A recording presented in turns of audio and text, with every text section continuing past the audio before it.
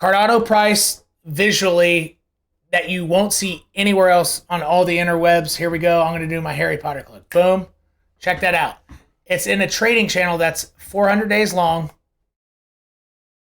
It had one severe bull trap along with Bitcoin and the rest of crypto, a second moderate bull trap along with Bitcoin and most other cryptos. And just like Bitcoin has, Ethereum did during a month before the merge, even Phantom, Chainlink, they all had a macro channel, not as long as this one, not as perfect as this one, but they all worked their way out of it, and they were forming a horizontal, and they're at threat of coming back to it.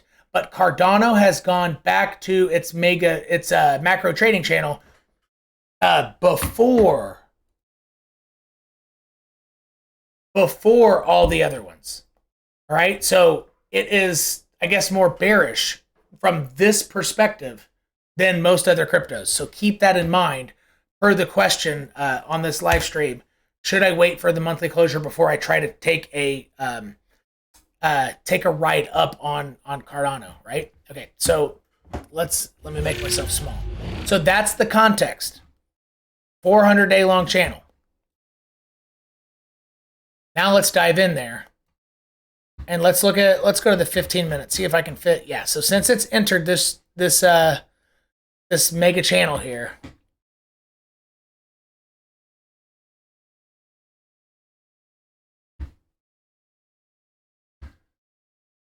support, broke through, hit the next line down, got back above, worked its way above with higher lows.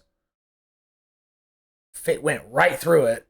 So that means the next time it touches that line, it's probably going to get it's going to get rejected, which is what that means. Especially if you went below a major line, went back above it, crashed back below it, the next time you touch it, you're going to get rejected, which it didn't. It actually worked its way back up a second time. Wow.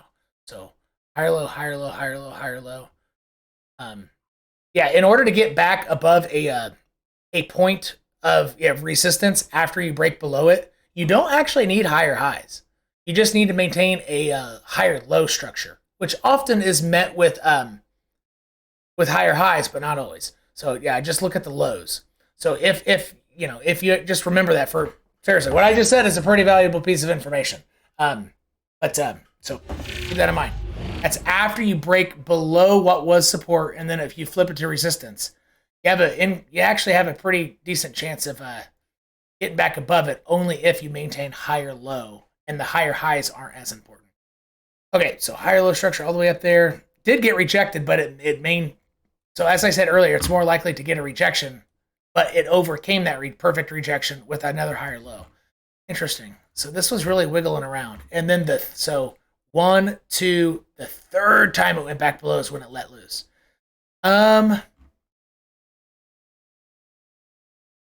Well, and let me mark off November. So November is, I'm going to have to go to a bigger time frame. Your question is about waiting for the monthly close.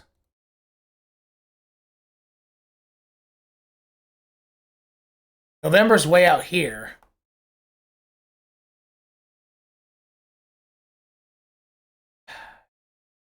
I mean, I don't know. I think you could still do it before then, but just use risk management even if you're on spot, because we know that this line is real, right? It's not just one number, it's going down, but I just showed you the channel, so try to copy it and make it the same, right? So if you do try that, then you know that if it goes back below here, just get out or set stops below there. And it's a really tight stop. Like you could set it within 1.5%. So here's what I like to say to my Discord community, the VIPs, is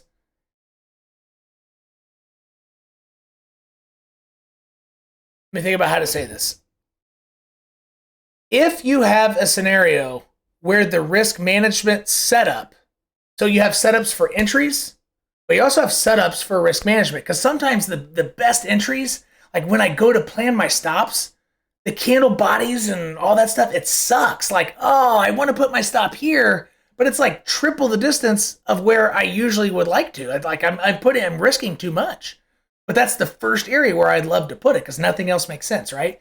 So you actually have setups for both. They go together. Maybe you've never thought about that. But if you haven't, then jump on Discord, we can talk.